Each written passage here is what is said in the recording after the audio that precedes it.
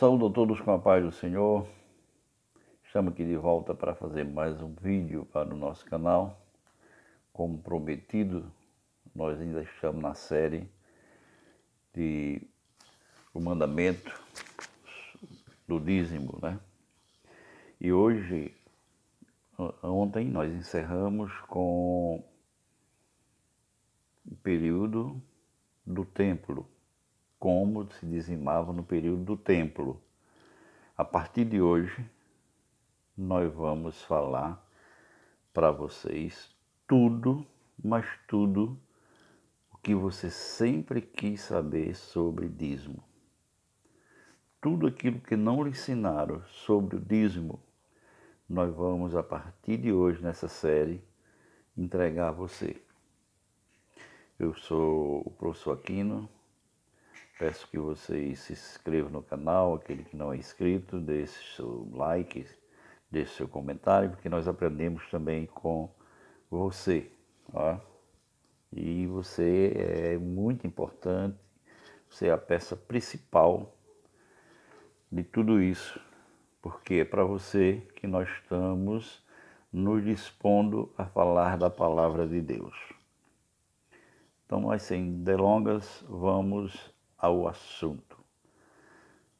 Para início de conversa, vamos iniciar com o primeiro questionamento. O que é o dízimo? Em que consiste o dízimo? Dízimo é a 10ª parte de tudo que você recebe por um trabalho realizado,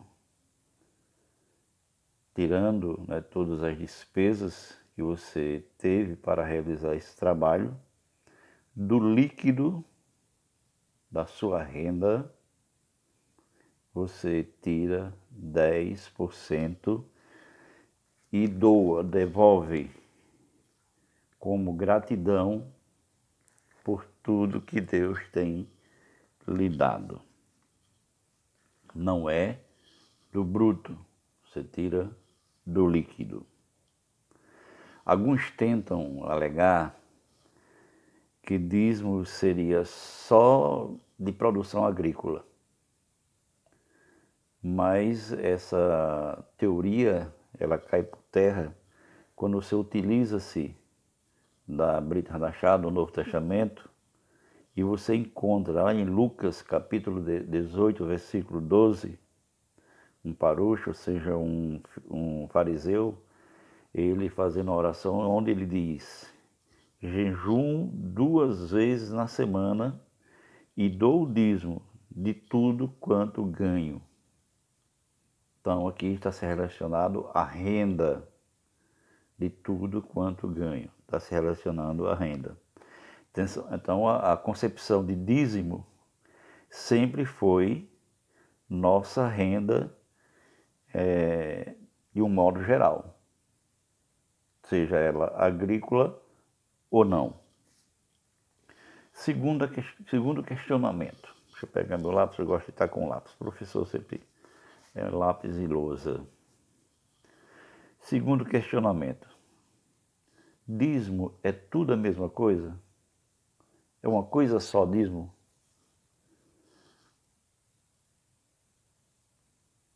Aqui inicia-se os nossos questionamentos, os nossos problemas. Né? Começa com esse questionamento, se dízimo é a mesma coisa, é tudo uma coisa só. A grande maioria que ensina sobre dízimo não menciona que na ausência do Beit HaMikdash, do templo,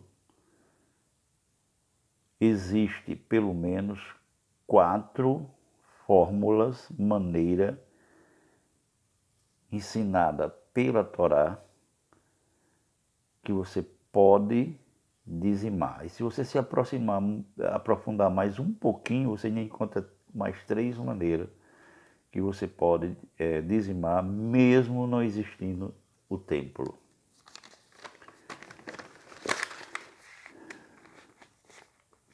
O uso dos dízimos que estão diretamente mencionados na Bíblia. Como e com quem posso usar o dízimo? Primeiro, o dízimo serve para sustentar a obra ou aqueles que trabalham no templo. Isso, sacerdotes e levitas. Sacerdotes descendentes de Arão e os levitas, todos os descendentes da tribo de Levi. Era os levitas que faziam todo o serviço do templo. Todo o serviço do templo era feito pelos levitas. Também ele pode ser utilizado, esses recursos do dízimo podem ser utilizados para o sustento da obra das congregações ou de uma obra da congregação. Você também pode usar esse recurso. Terceiro, para sustento dos necessitados. Então, o dízimo, ele é utilizado também e deve ser utilizado também para ajuda aos necessitados. Quarto, para uma celebração na presença do Eterno, com a sua família. Então você pode utilizar esse dízimo também para celebrar o Senhor com sua família. 4.1, ou seja, quarto questionamento. O uso do dízimo que podemos concluir a partir das Escrituras. Além desses, existe mais?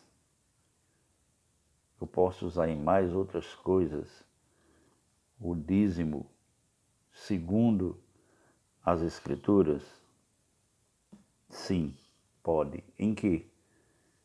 Primeiro, para praticar atos de caridade.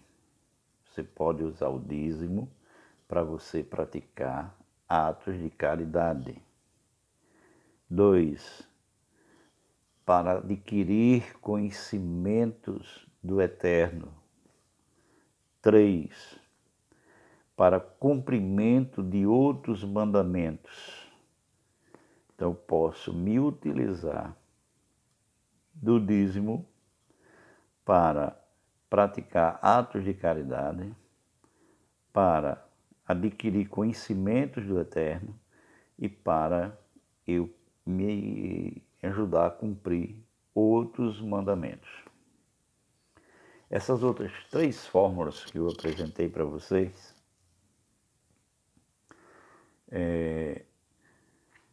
a maioria das pessoas que ensinam sobre dízimo, elas não falam sobre elas.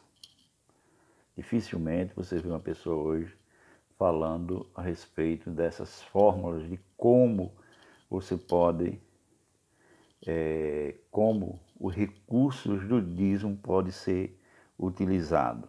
Sustentação da obra do templo, que seria levitas e sacerdotes, sustentação das congregações, sustentação dos necessitados, para que você com sua família festejar ao Eterno, se alegrar na presença do Eterno, para você praticar um ato de misericórdia, para você adquirir conhecimento do Eterno e para cumprir outros mandamentos. Então, tudo isso aqui pode ser utilizado, recursos do dízimo. Isso aqui está dentro da Torá, está dentro do Taná, da Brit Hadashah. Mais um questionamento. que sempre é feito, né? Sempre nos fazem. Se não há templo, eu posso dar o dízimo? Se não há o templo, eu posso dar o dízimo?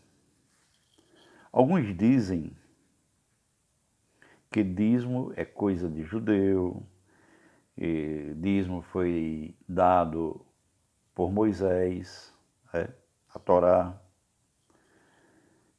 e foi Moisés que deu esse mandamento. Outros dizem que não tem mais o templo, o Beit Hamikdash, então não tem mais como você entregar, não tem mais como você dizimar, né? Não tem uma forma de como entregar, porque ele entrega no templo. Então nós refutamos essas opiniões, nós não concordamos com essas opiniões. Pelo seguinte, primeiro, nós partimos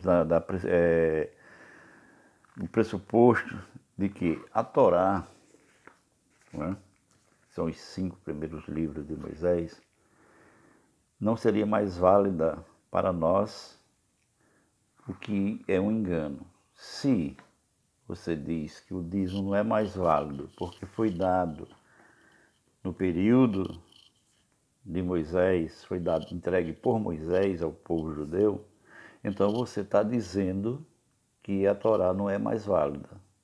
Se o dízimo não é válido, a Torá não é válida.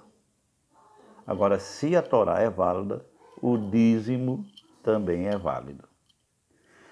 Segundo ponto, a prática do dízimo é encontrada em Bereshit, no capítulo 14, versículo 30. Ou seja, a prática do dízimo não é o mandamento do dízimo. A prática do dízimo você encontra em Gênesis capítulo 14, versículo 30. Quando, professor? Quando Abraão deu o dízimo dos despojos de guerra ao sacerdote e rei Melquisedeque. Então, essa prática do dízimo é anterior a Moisés. Moisés deu o mandamento do dízimo, mas que já se praticava o dízimo antes de Moisés. Então, a prática do dízimo foi iniciada por Abraão, que é o nosso pai na fé. Todos que têm fé em Deus, todos os crentes em Jesus, em Yeshua, temos como pai na fé Abraão. E o ensino que ele nos deixou foi também do dízimo. Ele praticava o dízimo. Sendo assim, o dízimo não foi abolido.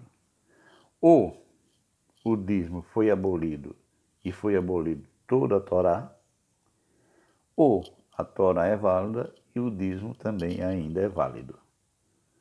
Se você prega que o dízimo não é válido, não existe mais o que foi dado a Moisés, então você não pode pregar nada relacionado à Torá. Se você diz que tem alguma coisa ali que ainda é válido, então é válido toda a Torá, o dízimo ainda continua sendo válido. Vamos analisar agora as diversas formas de se aplicar o dízimo. Vamos analisar as fórmulas que nós podemos aplicar o dízimo. Primeiro, para sustento da obra no templo, herança dos levitas, dos filhos de Levi, e está escrito assim: assim diz a Torá a respeito da herança da tribo de Levi. Números 18, 24.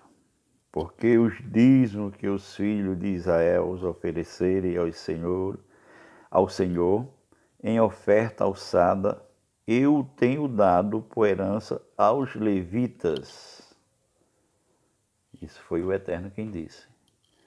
que os dízimos que é levado ao Senhor como oferta alçada, ele deu de herança aos levitas, porque os levitas não tiveram direito à herança da terra prometida.